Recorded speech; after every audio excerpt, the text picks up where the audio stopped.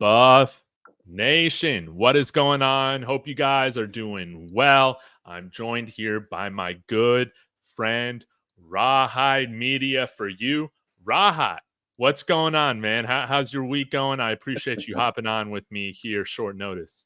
Oh man, no, it's going well. We had I think the biggest game of the season last season. So I mean last week. So I'm good, bro. Everything on my end is fine. How about you? The question is, how are you doing? Ah, man. Maybe I'm teetering on dark side Dave a little bit still kind of after this Nebraska blowout, but this was a very important game for me. I'm going to get into some of the specifics why I've made the headline in my video the way that it is. I think that this was such an important game against Nebraska, and I think that it was just a failure, complete failure aside when I'm comparing to my expectations, what the narrative was in the offseason. And I'm going to get into that because I think that at this point, I have to look at the constant variable with these two seasons with the Buffs right now. And don't get me wrong, I want to preface this by saying, guys, I want Coach Prime to be here. I still believe that he can figure this out. I want him to be successful. So when Rawhide, I give you this little monologue for people in the chat, I might be highlighting comments just a little bit less than normal because I want to make sure I get out what I need to get out. But with some of the criticism or some of the stuff that I've observed now for 14 games, it's not because I don't want Coach Prime here or I want him fired, anything like that. No. But at the end of the day, it is wrong of me to be running this channel, being a Buffs guy, and just to be making excuses and excuses and excuses. So I'm going to give you my thoughts. You're going to ride this emotional wave with me. I mean, that's what I'm doing. And right now, we're kind of on a downswing right now. Whenever you get blown out by your arch rival, this is something that I don't take lightly.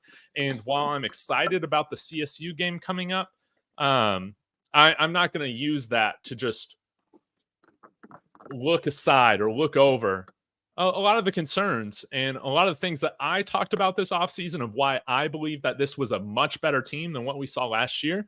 Why I'm very disappointed in Coach Prime when it comes to how this season has gone so far. So let me go ahead and get into it. Again, I want to preface this by saying I want Coach Prime here long term.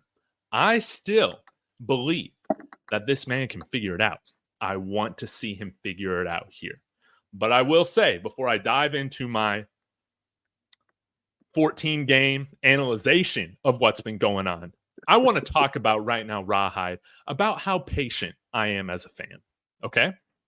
And I think when 14 games in, a year and a half, 2 years almost, before I'm making a video like this, it shows the amount of patience that I have had to see things turn around, to go in the right direction when it comes to some of these things that I'm going to bring up, because I sure wasn't this patient enough with Carl Durrell, Buff Nation. I mean, yeah, we haven't been this patient with Dan Hawkins or John Embry, other coaches that were here, right? When it comes to seeing some of the positive developments.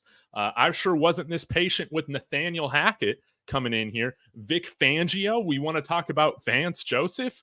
We had huge concerns after the first year with those guys, even in the middle of the year. And some of those coaches didn't even make it out past a year or through the first season. So I just want to say that.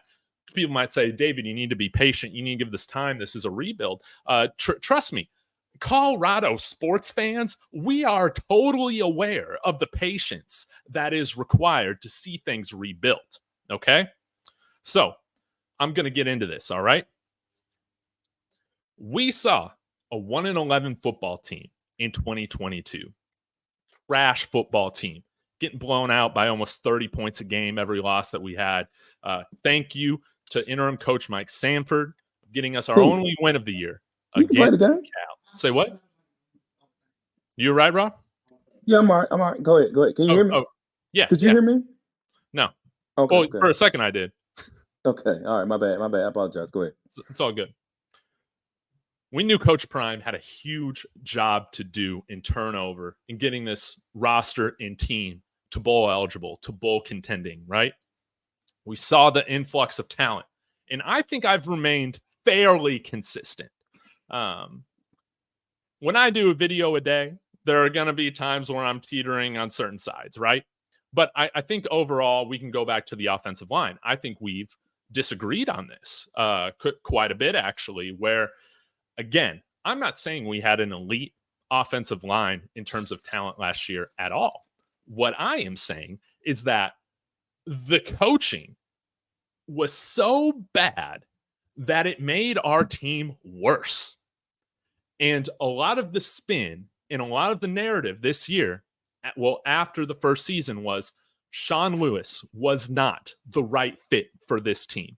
Bill O'Boyle was a trash coach, which I still maintain. Anytime you come out and just say we just don't got the guys, I believe in you less as a coach. Okay, that's really it.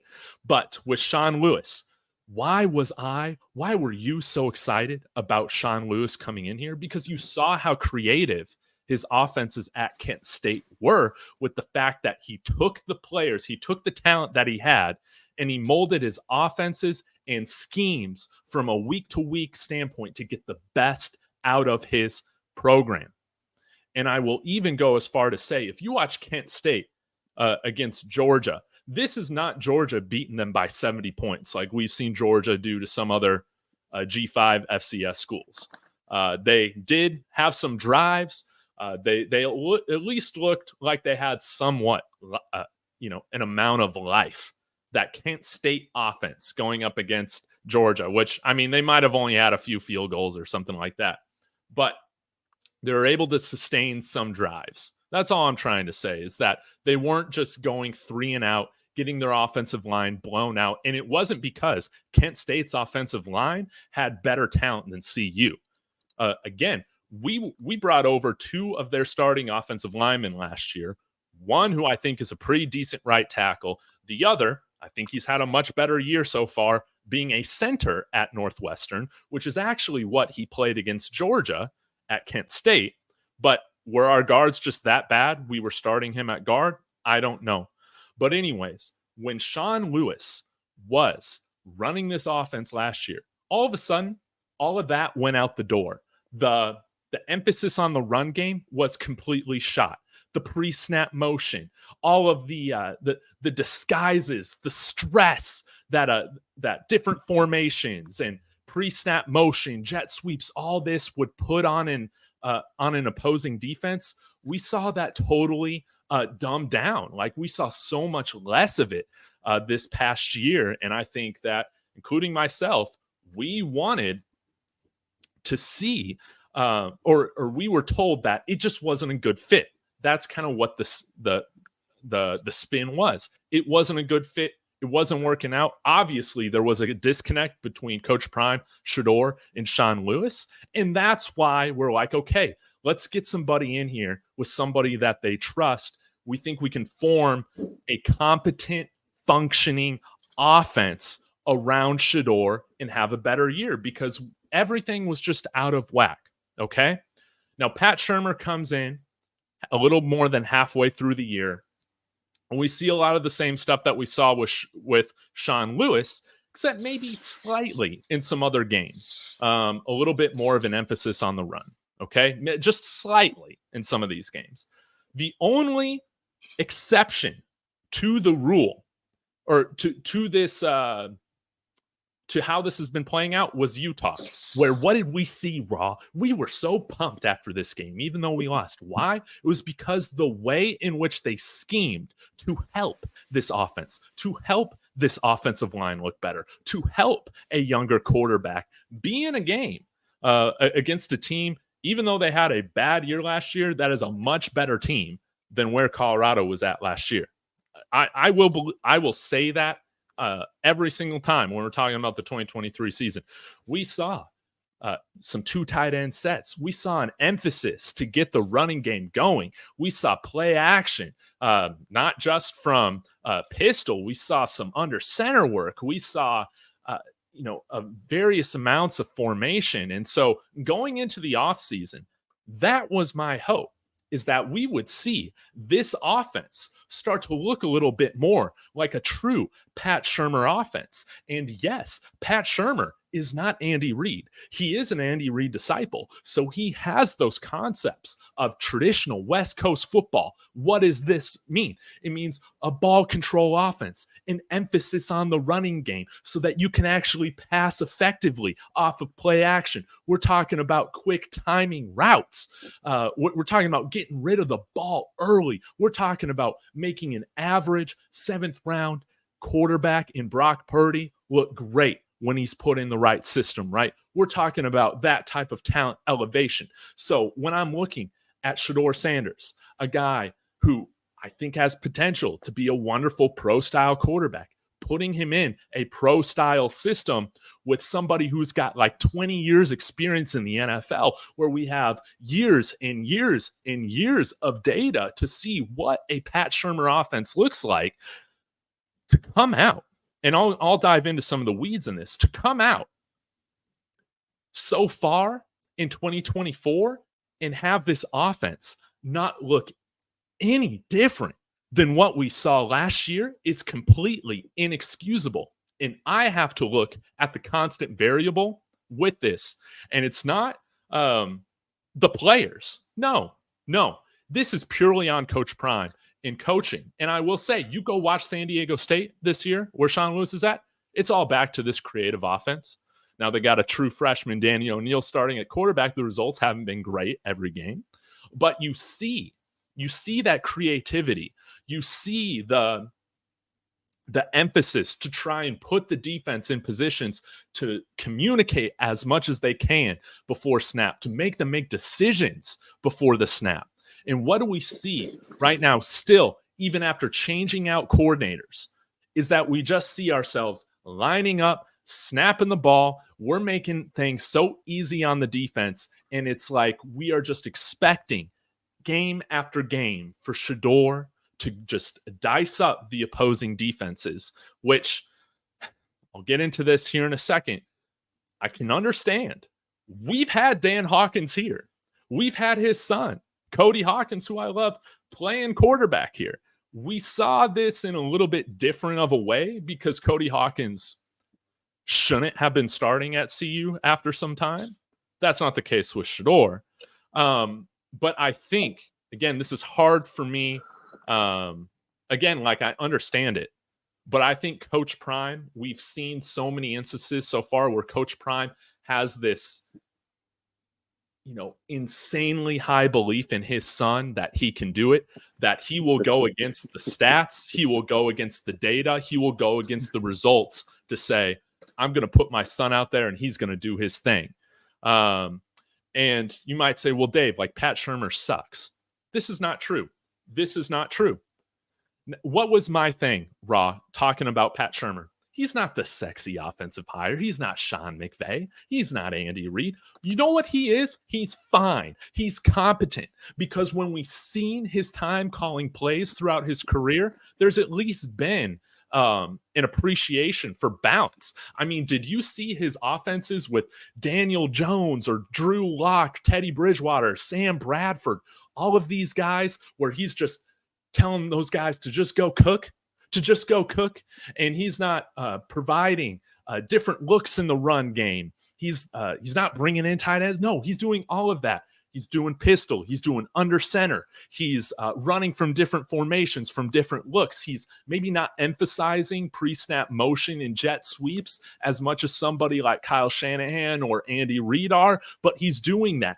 How do I know this? I mean, he was the offensive coordinator in Denver for 2 years. That guy was even running jet sweeps with our bust first-round tight end, Noah Fant. And you know how many jet sweeps we've run so far this year? One.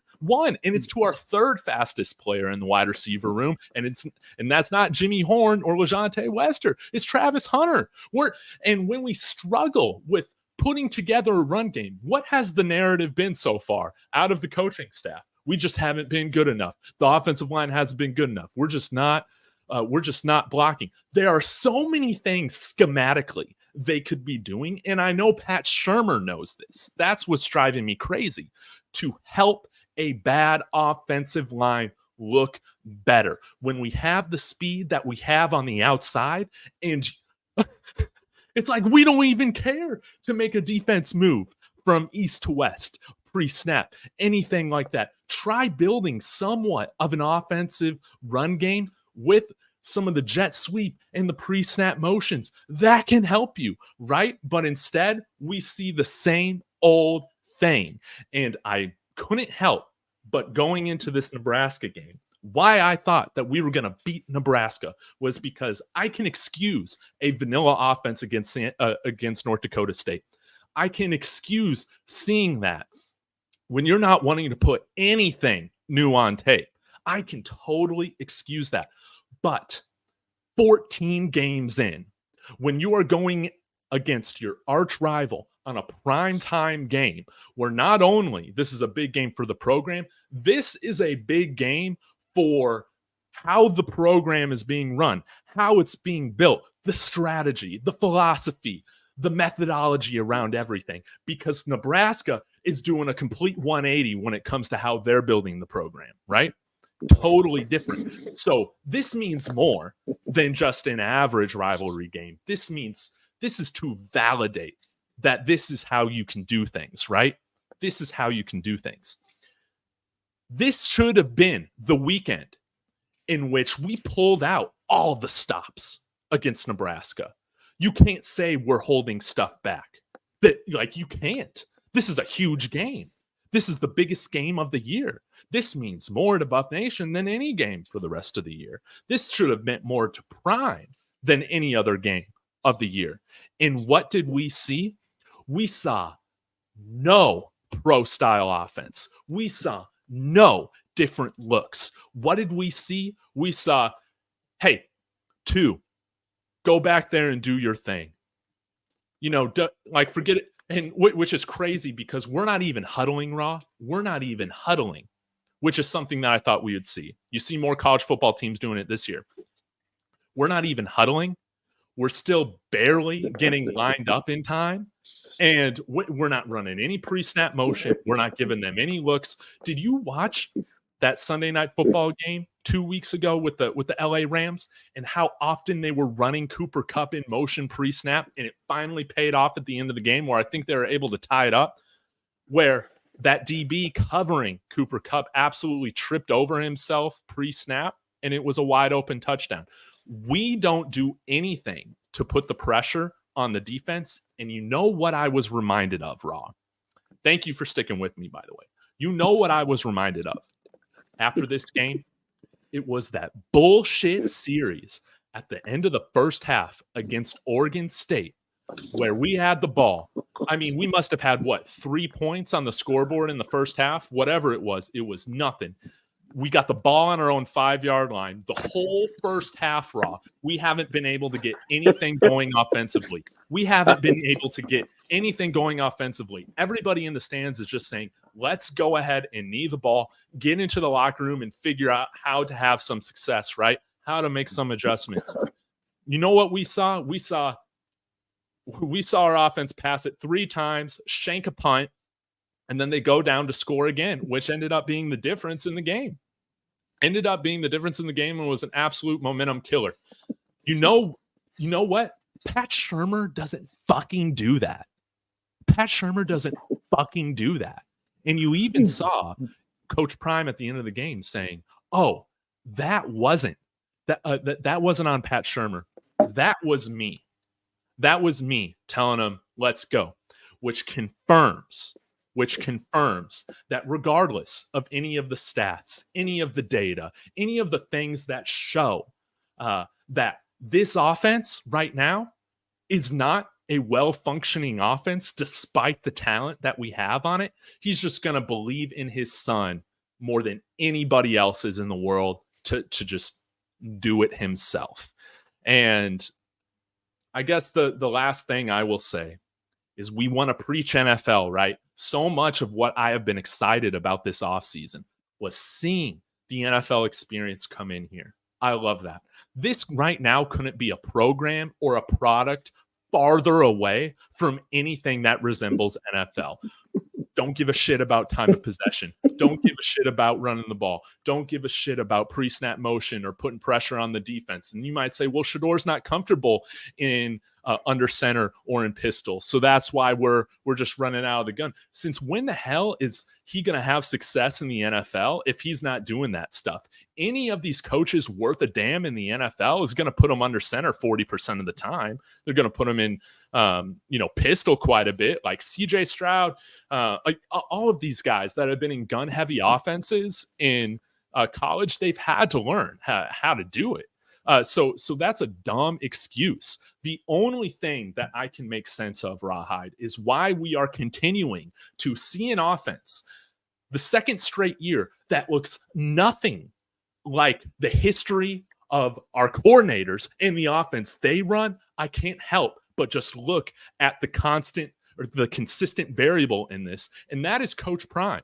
I think that he is getting in his own way of things. I think that he's actually let Robert Livingston kind of do his thing more so on the defense. Is this still a bad defense? Did we have a bad performance against Nebraska? Yes. But guys, I don't think we got the worst defense in Power 4 college football anymore. I don't think so. I don't think so. I think we've seen some improvement.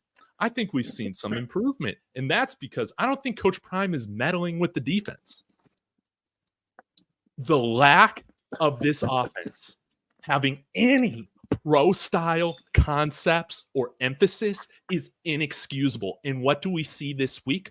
We see the same shit that we saw last year, which is, these offensive linemen are just trash. Let's just switch them out. Because you know what we got running with the ones today, Raw? You might have not seen this.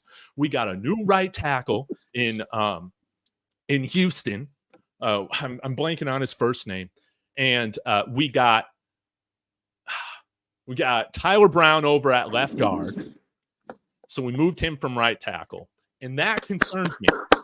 That concerns me in a sense because I'm scared that this is going to be a repeat of last year where it's like the offensive line's not good enough. Fuck trying to scheme. Let's just put new guys in there and see if it's going to work. They're already being scapegoated. We're already seeing and hearing the same scapegoats. And at the end of the day, when you go into year 2 and you switch over both of your coordinators, it better look different. Again, I don't think Coach Prime has been meddling in the way with the offense as he is with the defense. But right now, all the casuals are going to blame Pat Shurmur because Pat Shurmur's a great guy to me. No, I wasn't expecting an otherworldly offense under Pat Shurmur. You know what I was expecting? A fucking competent one. A one that had an appreciation for trying to get some balance going. One that would actually try and use, their athletes and putting them in position to have their highest advantage or biggest advantage possible, right? We're not doing any of our players favors on the offense with how we are doing things, which this is the last thing I'm going to get to, and then I will let you cook, Raw. Thank you again for staying with me. We fired essentially fucking Darian Hagan, CU Buff legend, national champion, as our running backs coach, to bring in a guy with the nickname Flea that has absolute he doesn't belong coaching this unit.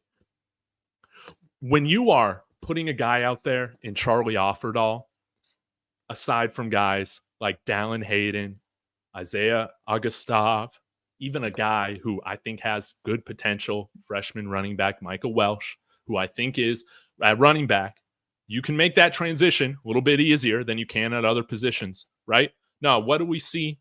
We see a feel-good story. We see a feel-good story for a guy that couldn't even get on a team, on a scholarship team, or get a scholarship on a team that was 1-11. You might say, hey, he is He's so smart, whatever. Coach Fleet, these are top 250 rated recruits coming out of high school, right? Like Isaiah Augustave, right? If you're telling me, Coach Flea, you can't coach these guys up to beat out Charlie Offerdahl, this is the second straight year this has happened, where we're wondering why the hell is the running back rotation the way it is? And Coach Prime, he's co-signing it. He is co-signing it. He co-signed it last year. He's co-signing it this year. And that's why I'm putting it on him to stop the bullshit.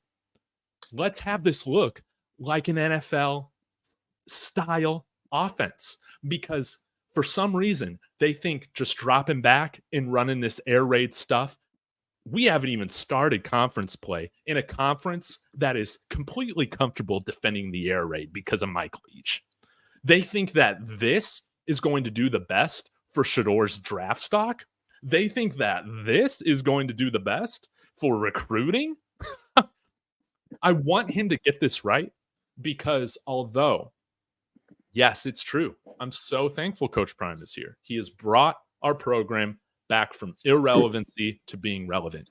But if we're talking about how he's going to be remembered as a pure football coach, it is failure right now, because we put ourselves in positions to make every single game harder on ourselves. You might say, well, Dave, you're not going to complain about the passing attack when we win by 30. Guys, we have only won one of our games in the Coach Prime era by double digits, and that was a game in which our opponent had Jeff Sims making like 69 turnovers.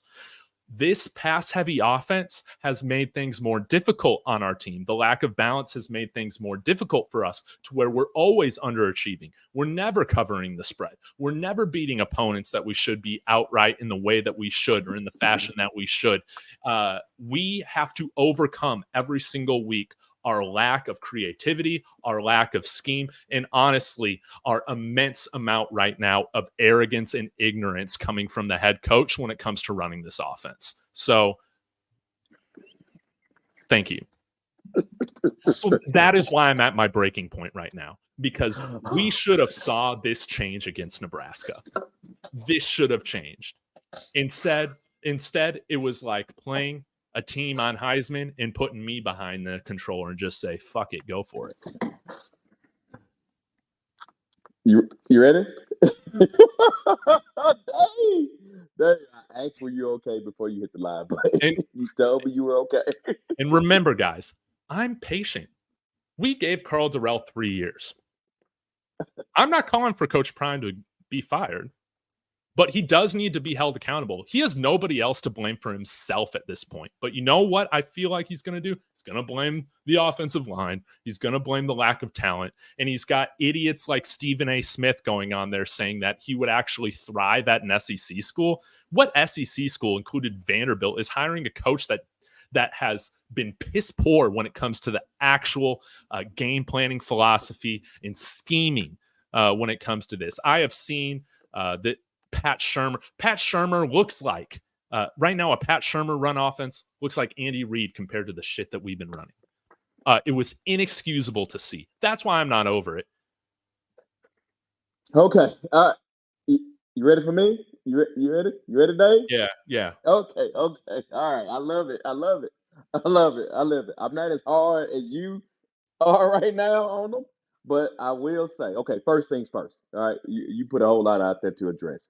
Let me just roll it all the way back to Sean Lewis. I love Sean Lewis as an OC. Let me also explain. Wait, before I get into that, let me explain something that what I understand as coordinator positions. All coordinators do is implement the philosophy of the head coach.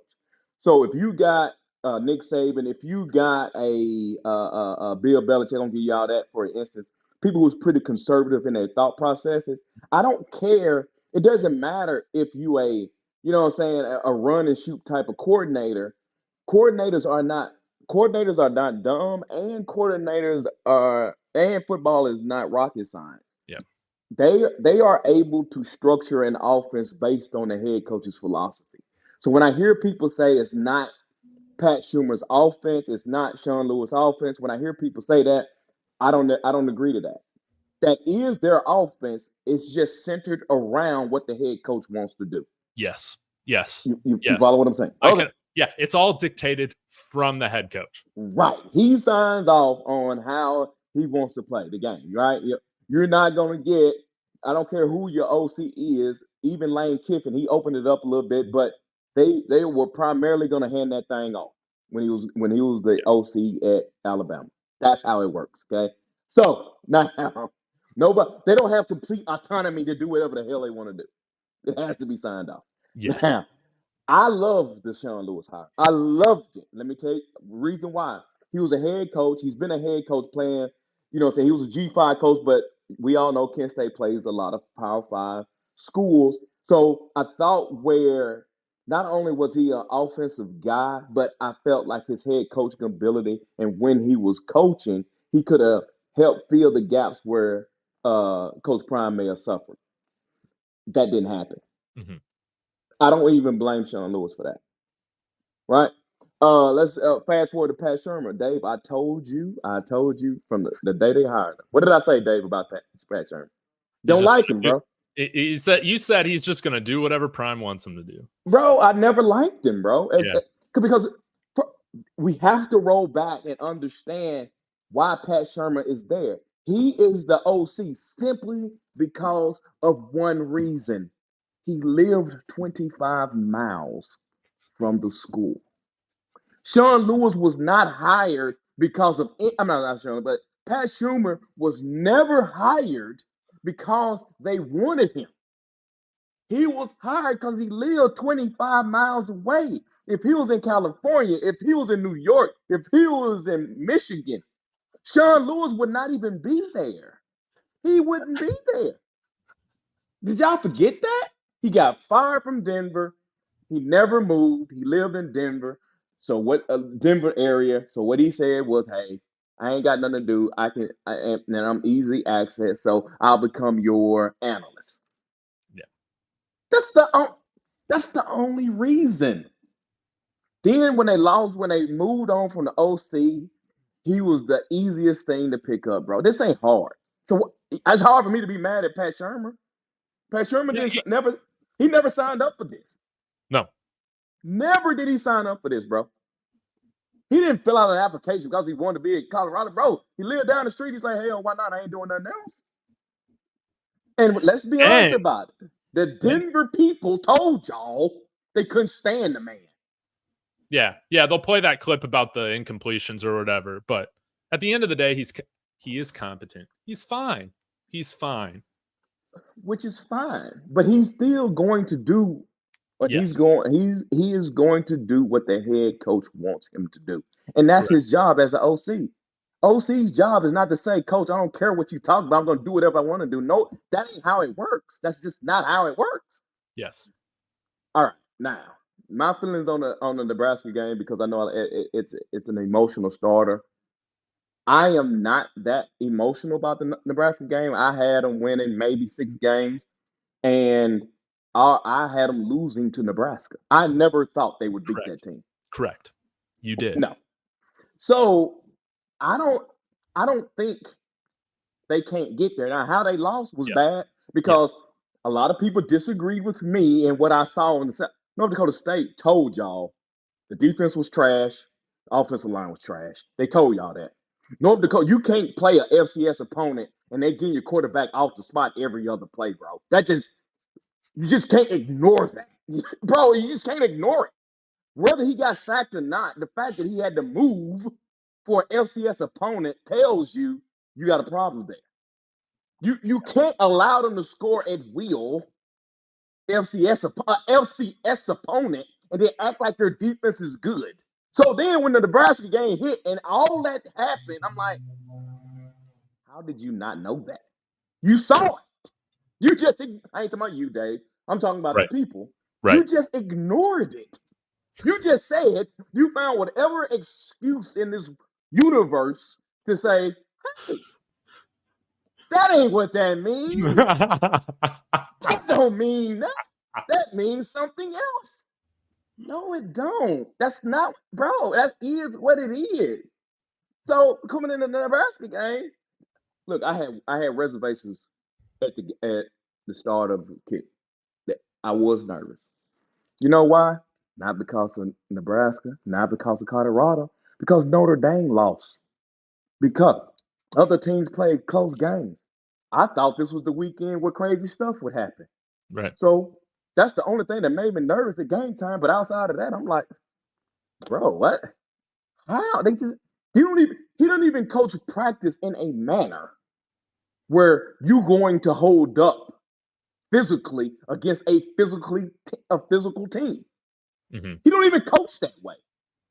He absolutely don't even coach that way. Now I get it. Everybody don't doesn't have hasn't watched off season and they looked into their teams like that. Most of Coach Prime fans are people who are kind of new to the game. And if they Right. had a team, they weren't looking at They never watched Pat Shurmur offense before this. why would they? Yeah. They never watched Sean Lewis before this. So my thing is I ain't really tripping on the fact that they lost the game. I got it. I ain't really no reason. I ain't tripping on that, bro. Colorado State's coming up. If they don't fix their issues, they're gonna have the Yeah. same problem again, bro. Yeah. You cannot be one dimensional, bro. It is what it is. And Coach Prime, he Yes. messed up. I thought Coach Prime. Let me tell you, I thought Coach Prime was gonna come in, do the easy, right, and look a little different than what he looks like right now. It looks like, honestly, to all the people who watch and has been watching things for a long time, it looks bad. And I wonder how long the true fan base is going to continue to put up with it because I have already seen from fans like you, Dave, it's a good experiment. It's time to start asking questions. We have more talent than we've had on this team in close to 20 years. And I think that has to do with it is that we're not maximizing any of that right now. 14 games in. Guys, I'm having this conversation after having data of 14 games before I'm coming out and saying this. And again, gets the whole benefit of the doubt throughout an entire offseason, right? That we're going to see a philosophy shift because we knew that last year you couldn't win football games like that. But I mean, that is the most frustrating thing is because we have more talent than we've had in a very long time. And it's like we don't care at all about scheming to where these guys are playing their best for us. Like, let's talk about the offensive line. I think we all can agree that, well, you and me, Raw, that we always thought Khalil Benson was better suited for guard than he is tackle. I mean, you've seen the issues that DT2 has had, even with the quickness of guys on the inside. Imagine facing some of those edge rushers. I mean, we saw at Indiana. It wasn't great. But moving a guy like Tyler Brown out from guard to right, look, guys, you don't move from the inside out. That normally doesn't happen. But Dave, let me say this though. I never liked it. I asked some people about it. I never liked that move. First off, Yeah. there are two things. One thing. That's the first thing. Any tackle, you have to have length. Yeah. He has to have length. Yeah, Tyler Brown doesn't have that length. got little dinosaur arms out there. Yeah, you say he got T-Rex Yeah, arms, T-Rex. man. You say he got T-Rex on. Bro, you gotta have length. I never liked that move. Never. No. But what frustrates me, Raw, is that even if you, what I want to get to is that, okay, we've done this. Now we're just gonna go ahead and put Phillip Houston in there. We're gonna change up the line combination. Like, forget about continuity. Forget about like learning how to play with these guys. Forget about scheming in a way to where these guys can be more successful. Let's just do what we did last year. Put another JUCO guy in there. Put another G5 guy in there, and just see if it looks any better. We're already doing that 2 games in, and again, this isn't something that I believe you normally see a lot of from coaching, the one consistent variable with this has been Coach Prime. And again, it's just at this point, he's out of excuses. He has nobody to blame but himself, which again, Rod, try to help me make sense of this. Why are you okay? Like, maybe it is just delusion with how much a father believes in his son. I just don't understand how you could come in here into this year saying, you know what? Forget establishing a run game. Forget limiting the amount of hits my son and my quarterback are taking from a scheme perspective, because you can help that. You can help mitigate that with scheme. Instead, it's just, let's just run some 10 personnel out there. Let's have our 5 guys just do our best to block. And you know what? We're still going to tell Shurmur to pass the ball. And you know what? Some of this falls on Shurmur too, because the fact that he could call that audible at the end of the North Dakota State game, absolutely inexcusable. Can you imagine if Caleb Williams did that? Can you imagine the outrage or the criticism that somebody like J.J. McCarthy or Bo Nix would have in the draft process prior to the draft if he was doing clown shit like that? That was inexcusable. Bro, whoa, Dave. No, Dave. I got Dave. Because people just say, well, that won't fly in the NFL. He won't be doing that in the NFL. That play spoke to it. It wasn't just the play. It was the ability to that. First off, that you thought about even doing it. Yes. You risk a game simply because of stats, which says it's all about me. It ain't about no team. That play was a reflection of a much, much, much larger problem. Who does honestly, an OC that allows that to happen should be fired. Yeah. The next game. Yeah. Because he overrid the OC. No. I think Shurmur should have sat out the first half of the Nebraska game. Now I know that wouldn't happen. If it was all on him. Because either you have no these are strong words, institutional control. Yeah. He got the audacity to put the game in jeopardy for that. It ain't one play, bro. It's a loss. Who does that? Who in the world does that, bro? Absolute insanity. No one does that, bro. Even Lex was like, why the hell is he throwing it? When basic football fans, when things are being done and decisions are being made that go against just basic casual football fans that like know math, like I don't understand how they think that any of this stuff is helping his future. I want to see him, like you've seen the few plays in which he was throwing some quick slants to Will Shepherd and stuff like that. But it's like, I want to see him in an offense in which he plays within an offense to where he's taking what the defense is giving him. And I think there's been this narrative that he plays in a way in which is similar to Tom Brady. But the more I see it, Raw, it's the furthest thing from it. He's wanting to hold on to the ball. He's wanting to take the deep shot as often as he can. He's very rarely trying to hit stuff in the flats or taking easy stuff. He's not playing. And granted, what we're calling is going right into that, but it's not challenging him. It's not forcing him to play within a controlled, ball control scheme. And it's why you're just seeing the mess the second straight year. And my expectation was that we would not see this mess, but we're seeing it again. Bro, I'm just that. Well, first off, I gave up on a 4th and 1 call early in the first half. That's I text you. I was like, yeah, they're terrible. They're fine. I text you. I say, bro, they're just a bad team, bro. See, I'm mad like you were week 1 after week 2. Yeah, bro, that's what it is. But see, I don't even think, because Shurmur said something like they're gonna play. What was it? Cover 0. The disrespect. Okay, I ain't gonna use the B. Who gives a? You're winning. They're playing cover 0, Shurmur, if you didn't know this, because you're supposed to run the ball. Because they can do math. They can do math.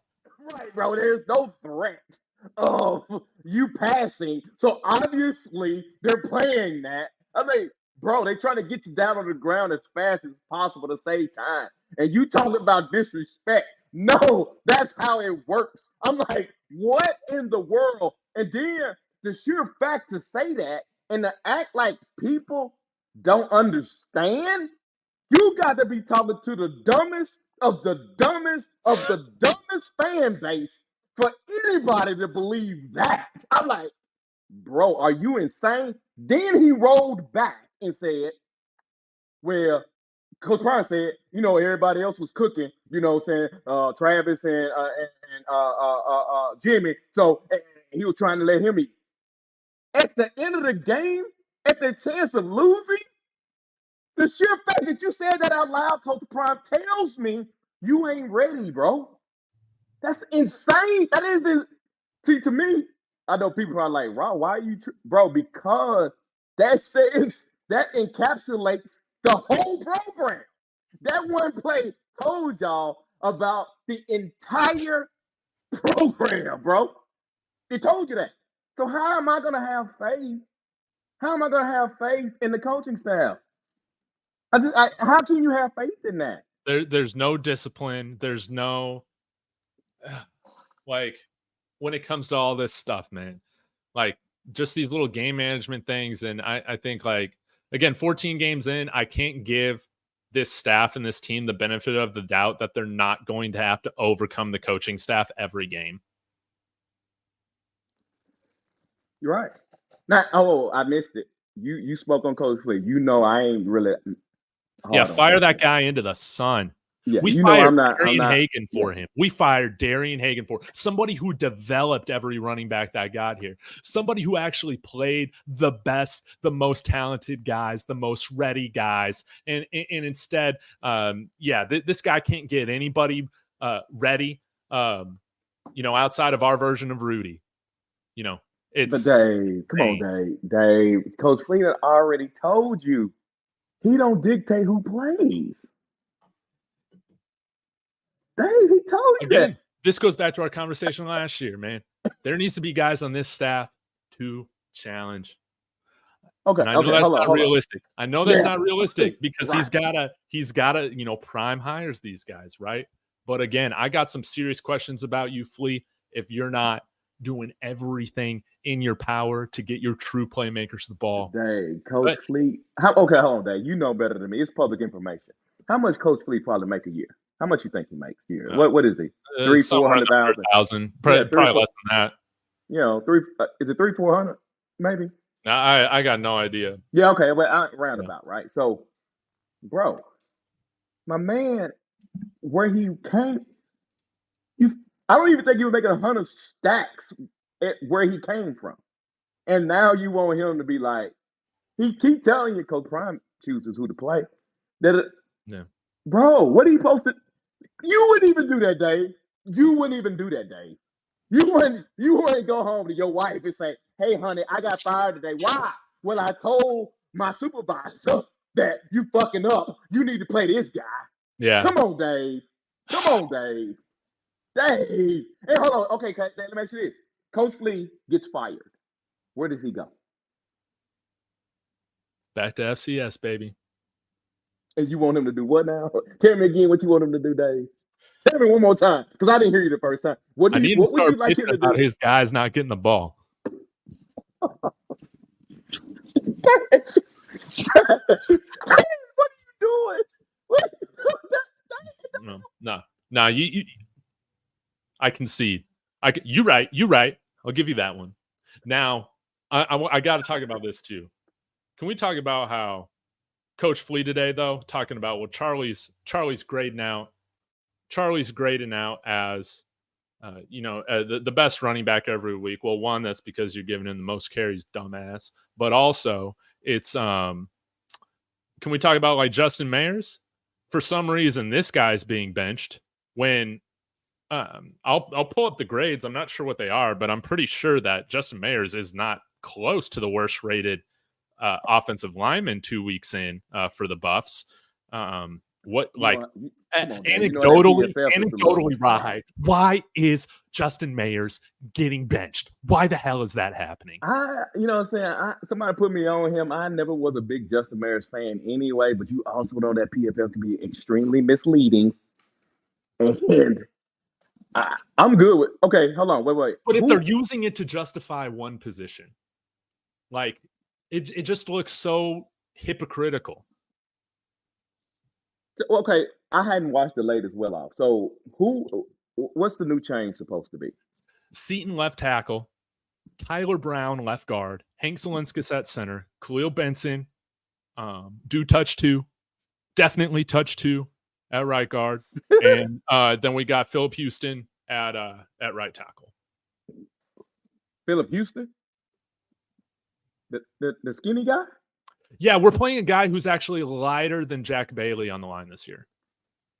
The good thing about it, I think, maybe he can move quickly laterally. Maybe he can get in front of the guy.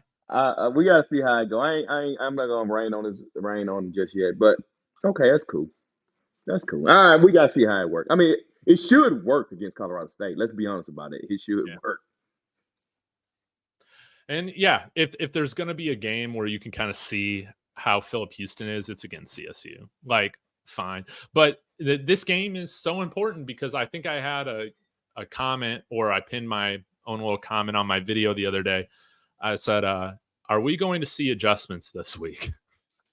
And, I maybe this is the breaking point or the eye-opening moment that Coach Prime needs. Because, I mean, even guys locally in the media, like, Brian Howell has had some pretty poignant questions for him this week and criticisms. Like, maybe this is where he finally kind of wakes up and understands you can't be running this same stuff. But again, I've been patient with this. I'm willing to excuse how things look sloppy in a year one of taking over.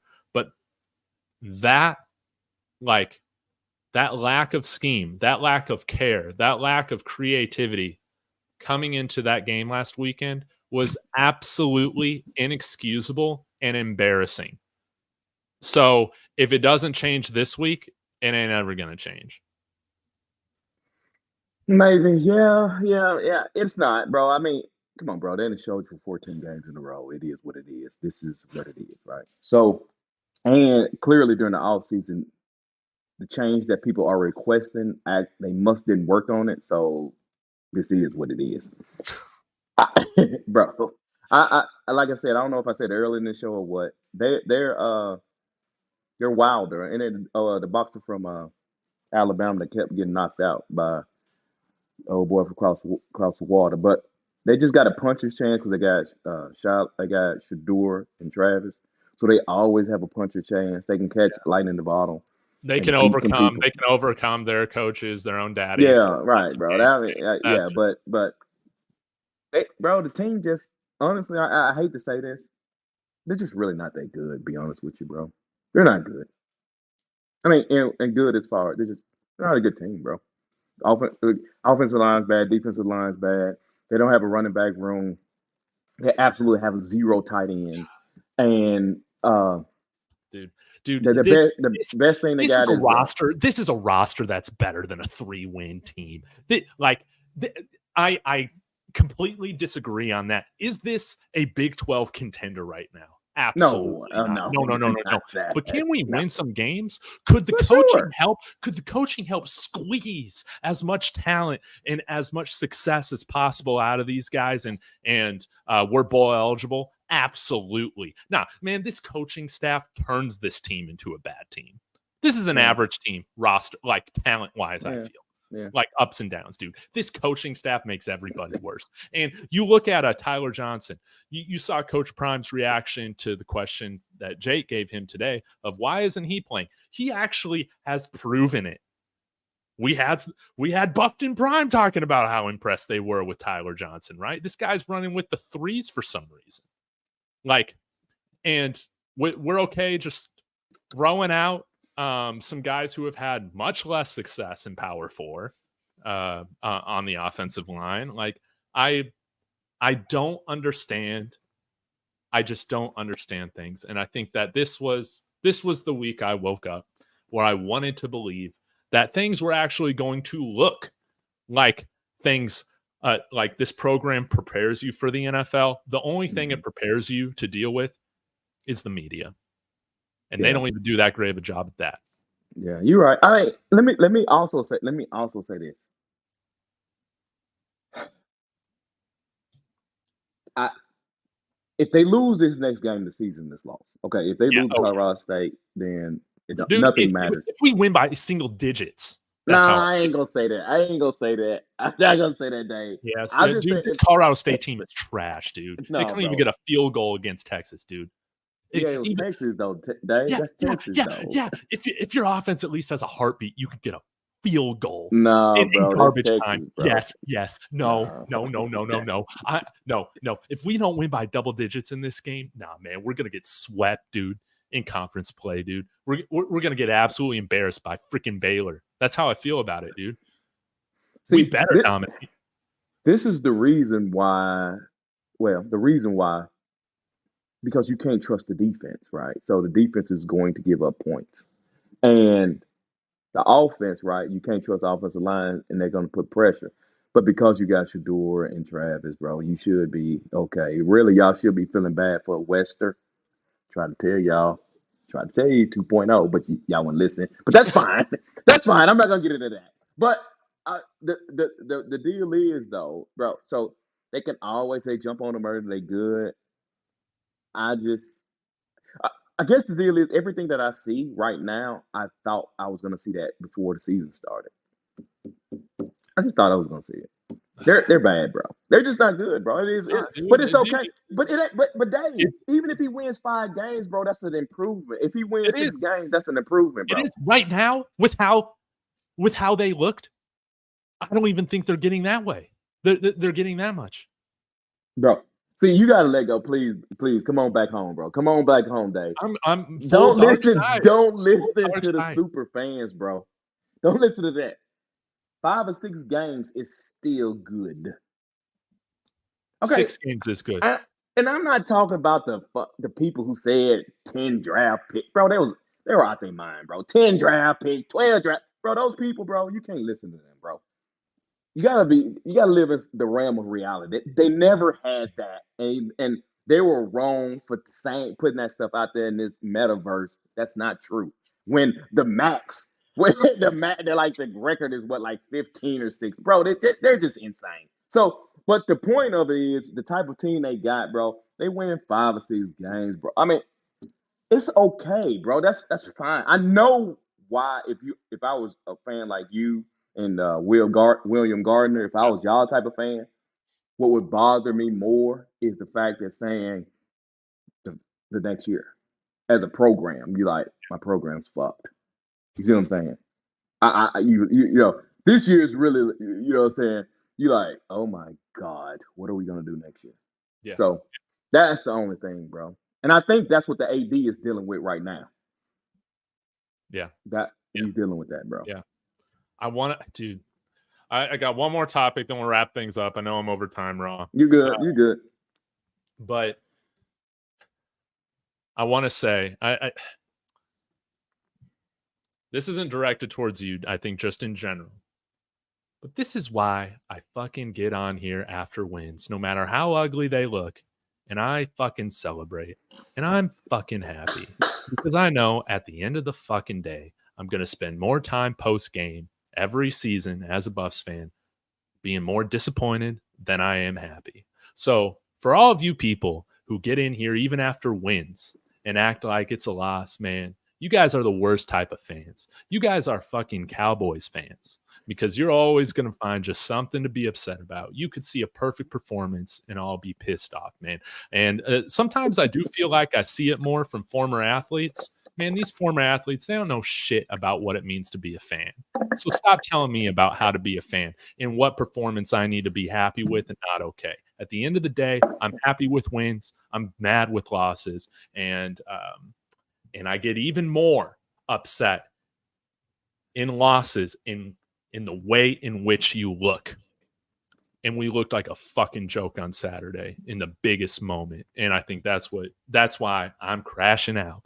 I'm crashing out. Hopefully CSU can get me on the right train of thought again. But I think it tells you something, man. We're 14 games in. I'm patient. This fan base is patient.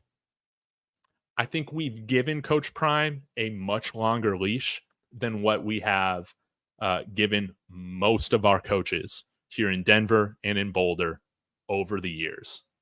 So I'm just, again, wanting to remind people of that, is that I'm patient as hell.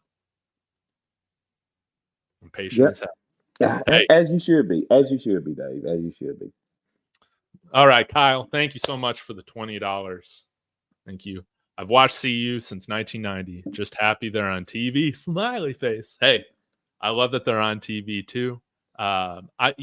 Can we just look like we belong on TV sometimes? And on Saturday, we didn't even look like we belonged on TV. Man, I just want to see this team win a fucking bowl game, dude.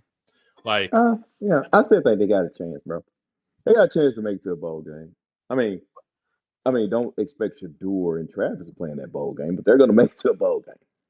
Yeah, Dante, 1.5 years is patient. 1.5 years before I'm coming out of a video on here saying that I have legitimate concerns. Yes. 1.5 years is patient. And by the way, I'm not saying I want Prime fired. I'll say that again for like the 5th time in this video. I still believe that he is smart enough to figure this out. I think the offense looks different if his son isn't at quarterback. I really think that, because I don't think he has as much of a belief in anybody else behind center than he does his son. And I know that's hard to separate. Like, you can make the daddy ball jokes and stuff like that. It's just hard to separate that sometimes. Like, I understand that. But the Ryan Staub Utah offense that we saw with Pat Shurmur was night and day different than what we're seeing so far this year. Whoa, say that one more time, Dave. Say that one more time. Yeah. The Ryan Staub offense against Utah at the end of the year with Pat Shurmur calling plays looks night and day different than what we've seen these first 2 games. Yeah. Oh, yeah. Oh, for sure. Yeah. For sure. Yeah, for sure. Yeah, that's true. That is a true statement. Like you get another quarterback in here, I don't think he feels the need to control how the offense is going about things nearly as much. That's why I said, which, it's kind of like a clickbaity thing. Let Pat Shurmur cook. Whoever says that might have been the first time that's been written on the internet, saying let Pat Shurmur cook. But that's to the point where I feel like this is at. It's just like, let him run his offense, dude. This isn't his offense, or this isn't normally his offense. Like, if he makes the decisions, if he's in control of the philosophy of the offense, this isn't Pat Shurmur football. No. Yeah. I mean, he only does what the head coach wants. So it is. All right. I mean, bro, that's just how it works. I mean, I know people don't like hearing that, but that's just the truth of it. It is what it is. But I still think they can. I think it's a hard battle, but they can make it to the bowl. They can make it to a bowl game, Dave. I think that's the max, though. I have teased it. I used to give them 7. Nah, not 7 no more. 6, yeah. Because on the backside of the schedule, those teams are eerily similar to Nebraska right now. Oh, but, yeah. They're eerily similar. Yeah. So, yeah, they're not. Hey, hold on. I got one other thing. We got to talk about before we wrap this up. Hold on.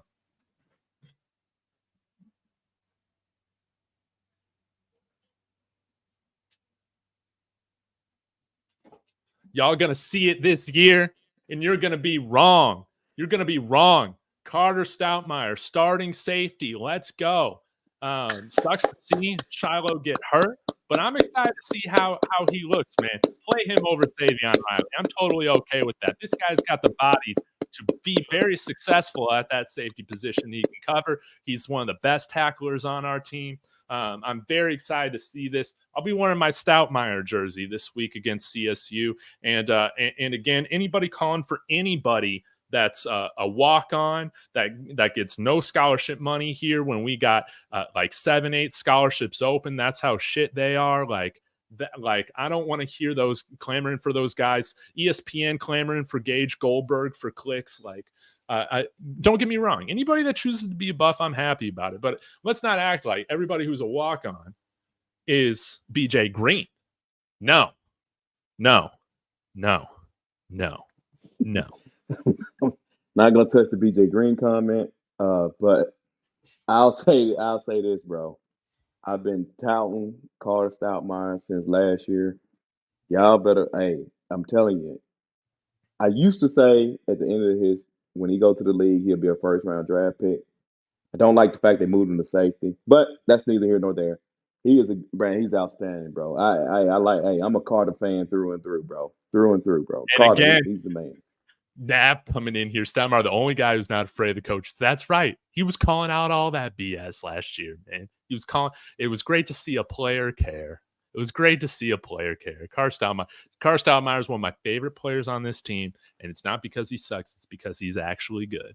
He's a recruit. Where he was a diamond in the rough, baby. He's actually good. Now, I don't know if I'm going to say he's NFL day 1 or day 2 good, but depending on how this goes, Ra.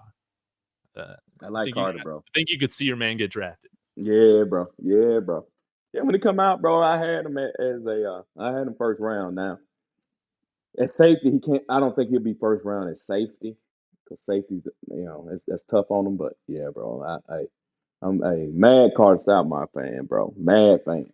Yes. You know what I'm saying? Hey, what was I gonna ask you? Oh yeah. The jersey you sent me, you never responded. Could you actually fit that? You couldn't fit that, right? No, man, I could. You're cool. Dude, Oh my God. I'm Okay. 6'2", 175 pounds. Oh, okay. I'm a little lanky.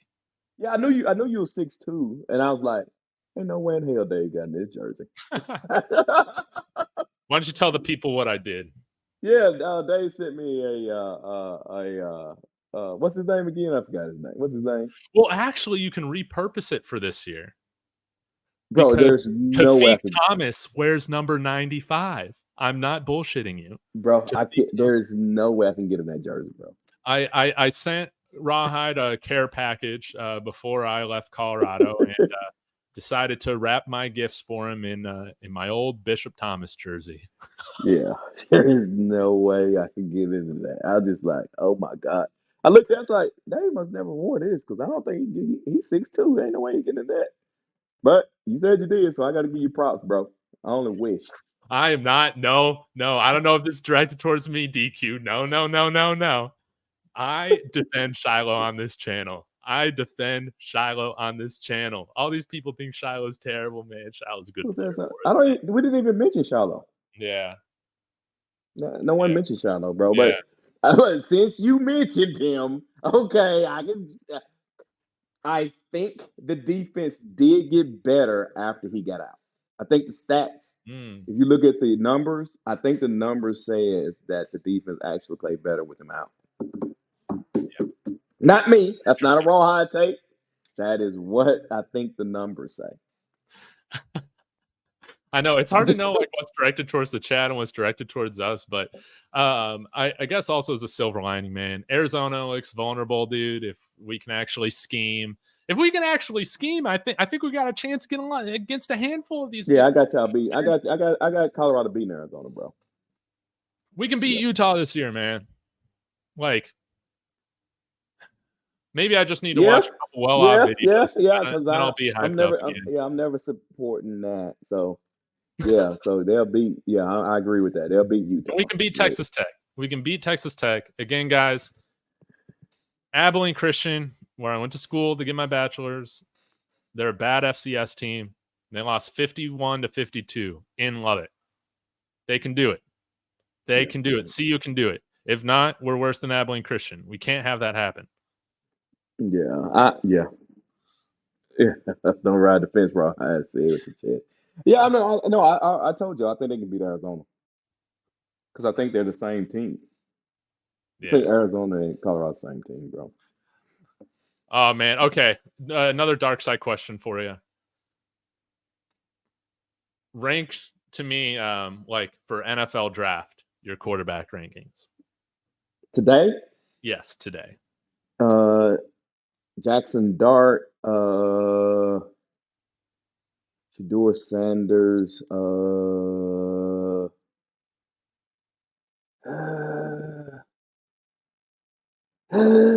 Georgia quarterback or not. I think that's really all you cared about where Shador is at, but Yeah, yeah, I just can't put him at number one right now. Out of some of the stuff that I've yeah, seen, I just can't. I just can't. yeah, bro. Hey, I think we might get Jared Goff 2.0 with Quinn Ewers being number one overall if things continue how they've been the yeah, first 2 weeks. yeah. I don't know about, bro. I don't know about. Yeah, Shador is not helping. Honestly, that's why I thought the coaching would be different because I thought they would realize that winning games is extremely important in getting your quarterback drafted high. But then they walked out there and did the same damn thing they did all season last year. I was Yeah, like, oh, they don't care. yeah. Yeah, you're right. I am leaving out Cam Ward. Maybe he could be number one. You know what? He's 6'1". He's tall enough, right? Yeah, yeah. I don't, bro. I don't know how. Honestly, bro, I don't know. I don't know. I don't think it's going to be as many teams that need a quarterback this coming No. draft either, though. You see what Denver did. They went and got a guy that I don't even believe in, and they got him. So they ain't even got to deal with that next year. Nah, And, man. by the way, I don't want to make a long conversation about it. How did the first game go? Hey, we're talking about scheme. Think that this is just a prime thing? No, go watch my Denver Broncos post game. I think Sean Payton got away from the run way too quickly in Seattle. So, but overall, he didn't look rattled, which is very good. He had some successful drives, but none of combined. All three rookie quarterbacks threw for 0 touchdowns and all of them under 200 yards. Caleb Williams actually threw for under 100 yards. So, not trying to panic. You're not going to get any panic out of me yet, but it wasn't good. I'll tell you that. It wasn't good. But Yeah. let's see how things look this week against Pittsburgh, another good defense. Well, I'm not At mad at home. him. I'm not mad at him. I took him in a bet. I put him in a 2-game parlay. I took him to cover, so they covered, and I'm happy about that. So hey, I ain't mad at it. He did enough for me, so I'm happy. Yeah, and they got to get him a lot of the RPOs and some of the run stuff they were doing with him in the preseason. They didn't even run that against Seattle. And I think, I don't know, that is one of the situations where they're getting the plays in late. It was so loud. They're normally lining up with about 7 or 6 seconds left. So you can't run any motion. You can't get any, if Sean Payton's calling 2 plays, you can't check to the second play. Like he just had no time to do that. It was just it was a rough operation. Again, rookie on the road in Seattle like that, it's tough on anybody. But it was not ideal. But let's hope they get to the line at home with plenty more time to get into the most advantageous play.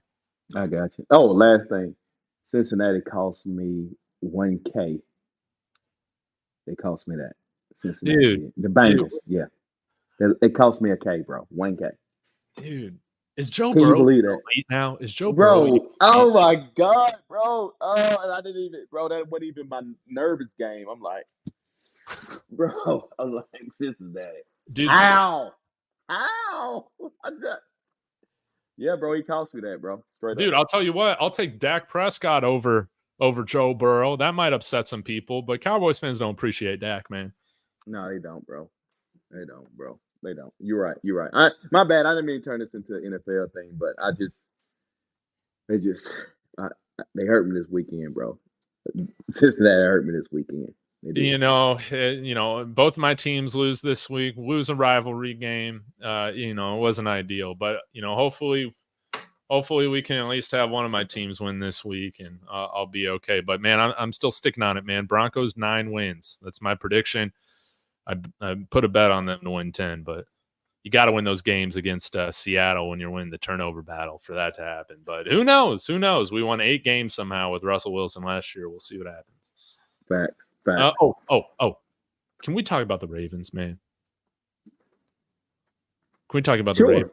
Sure. What do you want to know about them? Because I root for the Ravens, Raw. I root for the Ravens. I think you're a big, Ravens fan.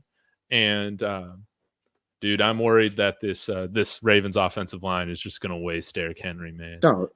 Yeah. Yeah, yeah. It's they, bro. You're right. Let me tell you what the Ravens need to do. I was talking to somebody else. What the Ravens needs to do is they got to sell out. They're gonna have to just go and sell their soul. And Ravens don't believe in that. That team doesn't believe in that. They're gonna have to sell their soul and go get somebody like Devontae Adams from the Raiders. They're Yeah. gonna sell their soul and go get him because it's clear that Lamar. Okay, first off, the offensive line is bad. And if anybody watched that game against Kansas City, when Lamar breaks, he leaves the pocket, right? And they're in scrambling drills. Nobody in the receiving core can get open. Absolutely nobody. We was streaming the game in the Discord, and hey guys, come Rawhide member, come in the Discord, and hey, that's where we stream games. We have a great time. If you don't mind me plugging that, Do it. but I think it was, man, on one drive it was back. It was like six in a row, and he had ample opportunity, right, for a receiver to get open. So they don't have a receiver to get open, and Lamar is not accurate enough. So they need a big time receiver to make Lamar right. Yeah. The same thing they did to Tua. The same thing they did for Jalen Hurts. Some quarterbacks need receivers to make him right, Yeah. and he needs one. He got to get, bro. He got to get. That's the only way they're gonna win. If not, he won't win the Super Bowl. He's just No. not gonna do it because he can't beat Kansas City. I want He him to can't beat do it. Kansas City, bro. I want him to do it. But yeah, hey, I gotta say I'm right on something. I don't have the receipts, obviously, because this was a couple years ago. But dude, there was this guy that the Ravens drafted that a couple years ago that I wanted the Broncos to pick so bad when the 4th round rolled around, and then when the 5th round rolled around, and then when the 6th round rolled around, tight end Isaiah Likely. Oh yeah, Dude, it does not surprise me at all to see what he is doing in Baltimore. Dude, he's such a good weapon. I wanted him in Denver so bad, and I'm glad to see that the Ravens are starting to feature him now that he's going into his 3rd year. They don't have anybody else. They have nobody, bro. I mean, people want to talk about that wide receiver. What's his man? The dude that called arguably lost them the AFC Championship game. What's his name? Oh my God, what's his name? The short guy. He doesn't have any. He doesn't have a big target. You talking about Zay Flowers? Zay Flowers, bro. Yeah. So he can't be your. I don't think he's not a number one. He's a number two. And it just, bro, that team. I like the Ravens. I like Lamar, and I like Lamar because a lot of people used to hate on him. But let's be honest about it, bro. Sometimes he has lost games because he can't hit the broadside of the barn. Sometimes he's streaky. He gets hot, and then next thing you know, bro, he can't hit the broadside of the barn, bro. He can't throw it in the ocean. So it is what it is, bro. It is what it is with him, bro. It is what it is. Hey, you got to take it, man. You can't make it what it ain't, bro. Don't turn it into what it's not. That's what it is, bro. Nah, you're right. You're right. And shout out to Rooted. Hey, Dave. I never forgave the Broncos for picking Jake Butt, literally the pick right before George Kittle. Yep, we did that, and Jake Butt might have played one game for us, man, in his NFL career. Just constantly hurt. But anyways, guys, I'm going to shut this down. I'm going to be live for the Buff Blitz later tonight at 7 p.m. Mountain, so I'll be in a little bit better of a mood by then. I just had to get this out, and I know that, if I'm going to go dark side, it's best to do that with my friend who has a huge influence on me, every time I'm on here. So I figured, man, it would be great for you to come on. Really appreciative of you doing that, Raw. And by the way, I just got to say this, man. I get DMs and emails on the weekly. Guys, if just some advice, you're not going to do any favors by saying, Dave, you should have me on. I'm going to be the Rawhide 2.0. That is just that has been used multiple times by different people. That's only going to piss me off. Comparing yourself to a better version of my friend in real life, my real life friend, Rawhide Media for you. Nobody's going to top what we got. No, bro. What's amazing to me though is that I don't even think I'm very negative though. You haven't been today. I don't even think I'm very negative, man. Bro. I don't even think I'm a very negative person, right? I mean, I'm not gonna say something that is not.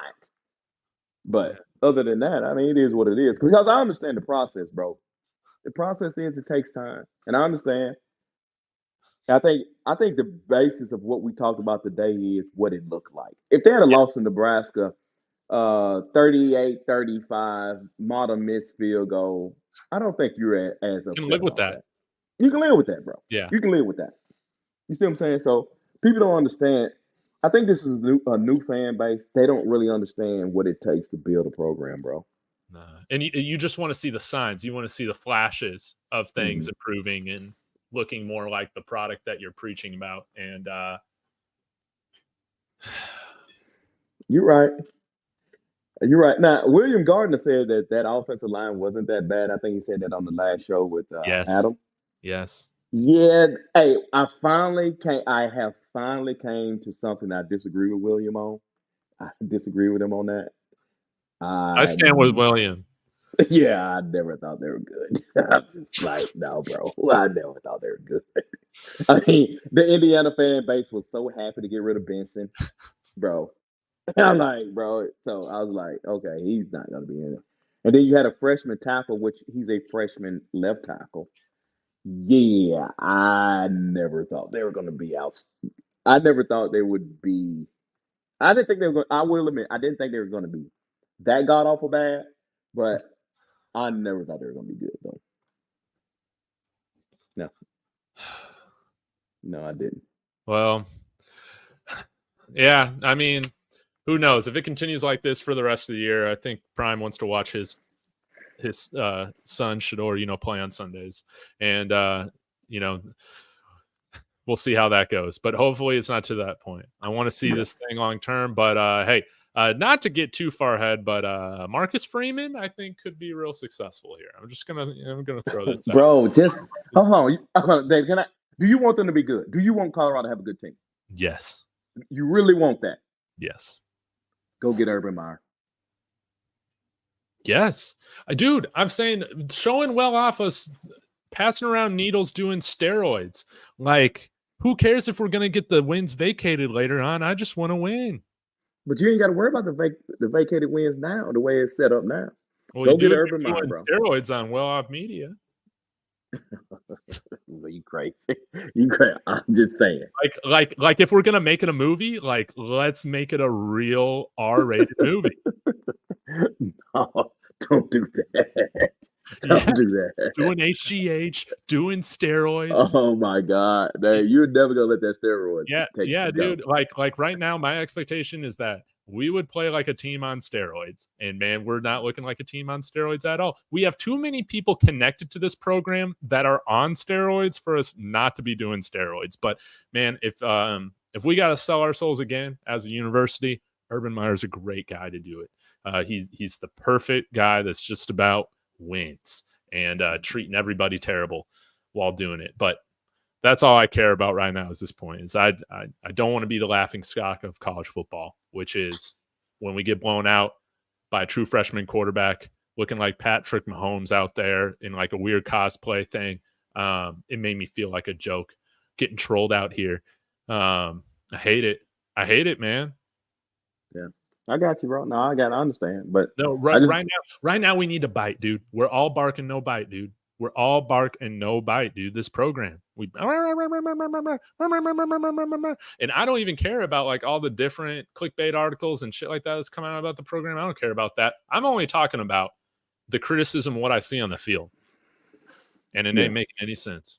yeah. I feel you on that, Dave. I feel you on that. I feel you on that. I mean, it is, but we'll see, bro. We got Colorado State coming up, man. We'll see how that play out. I need them to win that game just for my prediction because I'm not. So I need them to win that game, please. Colorado, can y'all win that game? Because I like being right, and y'all have made me so right. So please, Colorado, I need y'all to win that game. Thank you, I appreciate it because I am 2-0 so far. 2-0. Dude, we better do it, and we better be dirty about it in the way that we go about winning this game. But I'm gonna be pissed. Of course, after the game, no matter how the win looks, if we get the win, I'm going to be happy. But it's the style. Like talking about North Dakota State, I didn't care about the style against North Dakota State as much. I can excuse everything looking vanilla. Nebraska, inexcusable not to pull out all the stops, get creative, all that. We got to be looking like a tougher team against CSU. But I'm scared right now. It's two ass teams going against each other. It's going to be close. CSU is going to cover. Yeah, I'm thinking I'm picking that too. Yeah, I think Colorado win, Colorado State cover. Yeah, that's what I'm looking at. Yeah, but you're right. Yeah. Thank God I got another team with coaching I believe in to. But it ain't over, Dave. Come on, Dave. Dude, It's that's not how I over. feel. Dude, there was no reason for us to look that way against Nebraska, man. There was no reason. There was no reason. There was Bro, come no on, reason. bro. It's one game, bro. It's just one game. But man, let's just hold on to the ball. Let's just hold on to the ball and wait for these deep routes to open up, baby. Let's just Come on, bro. It's one game, bro. It's one game, Dave. It's just You're one right. game, bro. It's one game. I over under like 50 subscribers. Will I lose? Yeah, probably under, but it'll be close. Yeah. It might be a push. He might get a push. And it was pretty funny. I was like watching during the game on Nebraska. I was like just seeing. I think I lost 25 subscribers as the game was going on Saturday. But then, like for some reason, my post game got like 15,000 views, so I got more subs, to make up for that. But I was like, man, there's gonna be some people pissed off. But yeah, I can't lie to you, people. I always give you my opinion. I'm generally optimistic, but this is not a week in which I feel good about freaking anything. I don't feel good about anything, man. Well, I do. I feel like they're going to win the game. So it's amazing how we feel two totally different ways. And it's like, dude, this Colorado State game, dude, it just means very little, man. They're a little brother. Like, I think some of the newer fans, like, again, we saw this comment, Dave, how can you root for an Oregon quarterback? Who gives a shit about Oregon? They're not a rival with us. Like, yeah.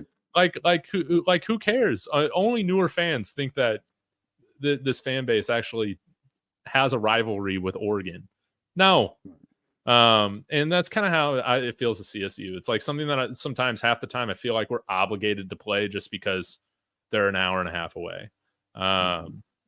And every now and then they'll beat us, but it's just not really a game that I care too much about. And we don't benefit from this game at all because we either get upset or we beat them in a way, which most of the time we don't beat them in fashion that we should. And it gets our players injured, all this stuff, man. Like that, we don't benefit in any way from continuing this thing on. And I'm kind of upset that we're getting back to it here in a couple of years. But I'm glad we at least have a break and we can play Delaware next year in Wyoming. Hey, I'll leave this question about who's going to be your head coach next year to our next show. Right now, man, Marcus Freeman, man, forget that pressure out of Notre Dame, but I don't want to get too ahead of myself. At the end of the day, I do want to see this thing work out, but if we finish with 4 wins again, why would Prime want to waste his time doing this? Like, that's how I think about it. Like, just go enjoy watching your son play in the NFL every week. Like, go and do it. And if you're saying, well, he could do that and coach here, no, not with a losing record, he couldn't. No. Can I ask you one question though? I hear people talking about they like the defense and say the defense is good. Why do they think the defense is good? I will show you right now, Rahad. I'm so glad you asked this. Give me a second.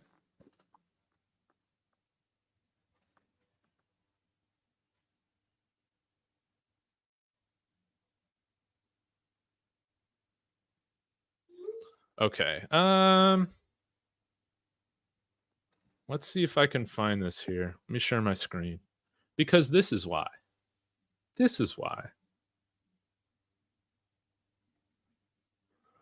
Total defense, man.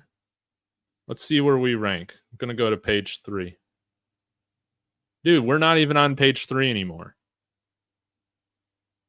Hello? No, I'm here. I'm listening. I want you to tell me what they ranked. Oh, okay. Oh, I didn't know if I was sharing this or not. Okay. Man, let me see. Dude, how about Oregon, by the way? They're really surprising me. They ain't going to do shit in the Big Ten this year. Okay. Dude, we're 97. We're in top 100 in total defense, man. At 391 and a half yards per game, man. That's a 30 spot improvement, essentially. Maybe more than 30 spots from last year. So Okay. technically it is better. Now, I wouldn't say it's good. I think it's a good improvement. See what I did there? It's a good improvement, but it's not good. It's still bad, but it's not the worst. Yeah. Okay. All right, there. I mean, that's cool. That's cool. Okay, cool. All right. I'm good with that. Yeah. Yeah. Yeah. It's an Yeah. improvement. Yeah. It is a good improvement. This is not a good defense. Yeah. But Yeah. let's just be clear. We were never saying this defense was going to be good. We were just saying it's going to be a good improvement. We're going to see average. Can we get to average? My hope is yes, because at least I think Robert Livingston has a better situation right now than what Pat Shurmur has.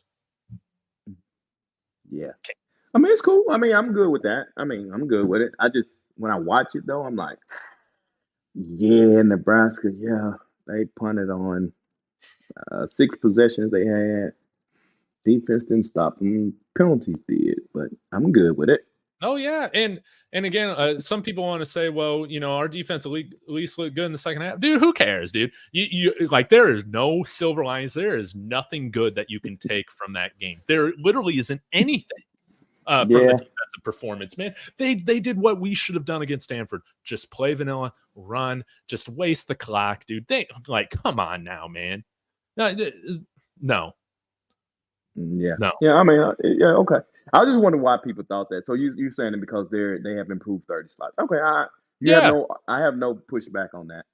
It's just the people that I push back and say, y'all see in the second half of both games that the defense improved. I'm like, not really, though. What Not did we say? really. This team's going to give up high 20s. Like, yeah. This team's going to give up high 20s most weeks, or mid to high 20s most weeks. They gave up 26, and then I called it last week, Raw. I called it. I predicted 31 to 28. What did we get? I got our score mixed up. It was what was it, 13 or 10? But 28. I called it, man. I at least know this defense, man, and we're going to be giving up points to a trash Colorado State team this Saturday, man. That's how it's going to be now. But I think we will score more points. No doubt about it. We're going to score more points, and we're going to get the win. Yeah, you're right. You're right. Hey, whoa! What about I thought they was going to beat people about 50 and 60. I thought this was going to be a team giving up 17 points per game. Never thought that. Never thought that. Man, but and that was the only silver lining. That was the only silver lining of us winning in the way that we did against NDSU, is that those people are gone by week 1. They're just gone, saying that this is an elite team on offense or on defense. Things are going to look like video game numbers, man. You only need 1 week to see that wasn't going to happen. Yeah. Oh, you're right. You're right. I mean, it's just interesting to see how this thing will play. And you answered my question, right? They have improved. 30 slots is good. Yeah. But 100 is still bad. Yeah. Maybe we can get to the 70s. Like, I hope that we can get into the 70s. That's what I want to see. Like, that would be freaking awesome. The Texas Truth. If Prime wants to see you, what are y'all YouTube's channels going to turn to? Just question. Well, I'm a Buffs fan, so I'm going to be doing David Talks Buffs, regardless of who's coach. And I got David Talks Broncos. Exactly. And we're going to talk about the things that I talk about all the time. Some NFL and the SEC, all hail SEC. And we're going to talk about Syracuse. We're going to talk about a whole lot of things. Yeah, man. Yeah. What are you talking about? What is he talking about? Now, what are some of those other channels going to do? I have absolutely no idea. But I hope that, honestly, some of them stick around. I hope that there are some people that have come to see you because of Prime that's, stick around. They want to see. Now, this is kind of like a lovable losers type of thing, I would suggest probably picking a team that wins much more often. But, hey, once you're emotionally invested, you can't really turn that thing off. So I hope some people stick around, man.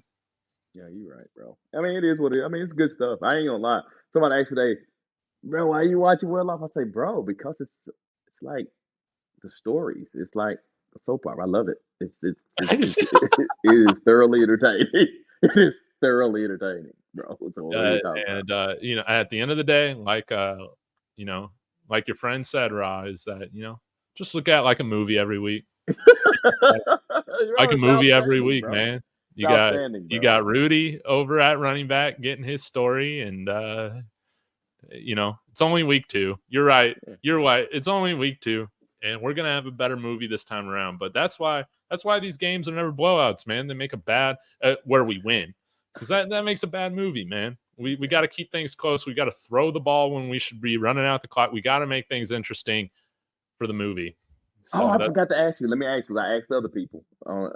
Hey, will Charlie Awfuldahl be featured in the Prime doc? Oh, yes, you absolutely know he will. That's the only reason why he's getting on the field. Because it's a good story. It's a feel-good story, dude. There is no reason from how he plays to where he actually justifies being on the field. Like you cannot justify it, man. It is purely because it's a storybook ending. And not I'm going dark side here, but he gave that scholarship to Charlie after all of those ridiculous articles came out. I think that he was just wanting a good piece of news out there, good feel good story, and that's how he was going to counteract that. Oh man, I just want to tell you, bro, y'all crazy. Y'all crazy. I just wonder. Hey, yeah, I think so. I think you're right, Dave. I can't wait till the Prime doc come out. Y'all gonna see little Charlie out there, bro. He gonna talk about how he came from, how he got it out the mud. He was a he was a walk.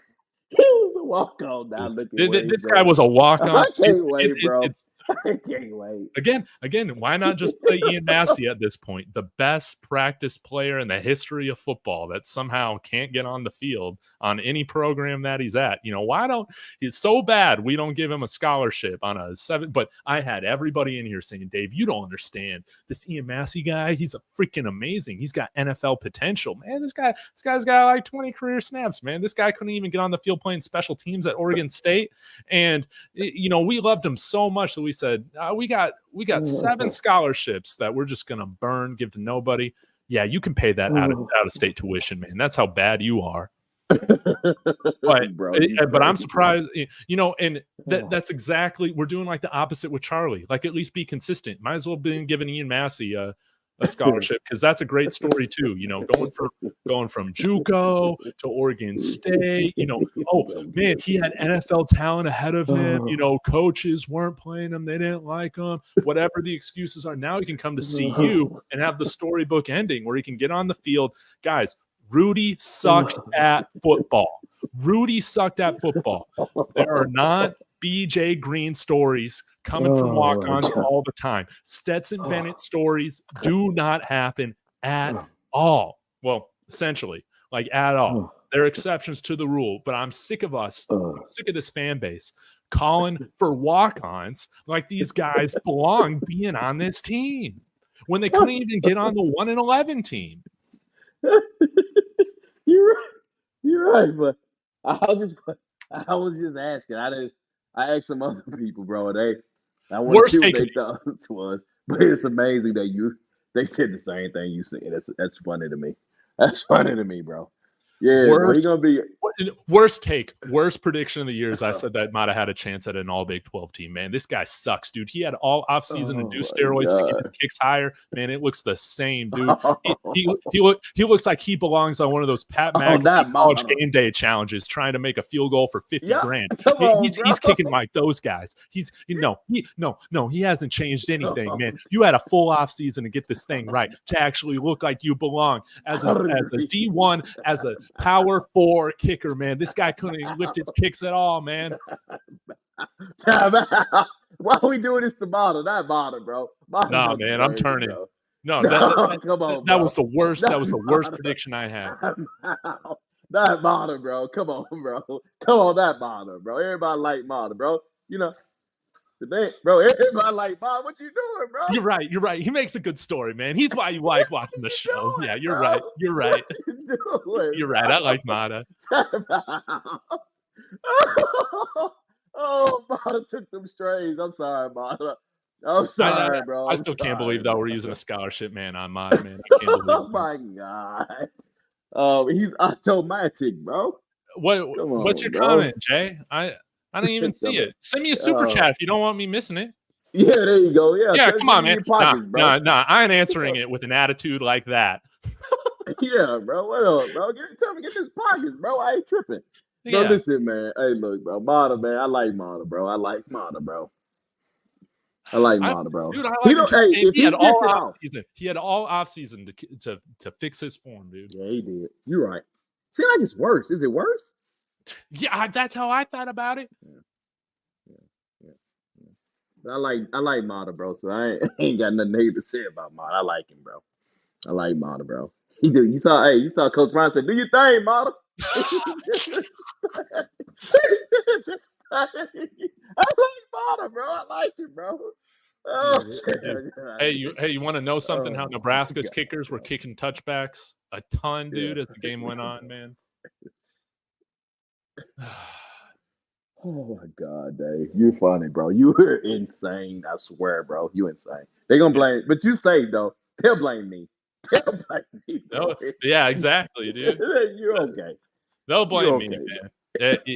Yeah, They'll man, I blame don't me. even know, but at the end of the day, man, you guys, Oh, you guys know if you haven't unsubscribed by now, you know what you're signing up for. You're signing up for the emotional ride roller coaster. of Yeah, there however you I'm go. feeling, man. And right now, man, I Mm. feel whatever the lowest level of Hades is, man, I feel like I'm in a straight pit of hell right now. And thanks again, Prime, because we got to live with this performance for 7 years before we can face Nebraska again. Thanks a Yeah, lot, man. right, Thanks a lot, right. dude. Man, that's true, and it means more to y'all, bro. You spent your money, hard-earned dollars to go there, bro. So I listen, man. It means more when you're an alum. It means more, bro. You know what I'm saying? So Yeah. people got to understand that. Yeah, there are some people in my comments. I noticed the other day they were saying, "CU Nebraska isn't anything like Ohio State." Well, yes, it's not like that to the average fan, but to us, like that's our biggest game of the year, man. That's like,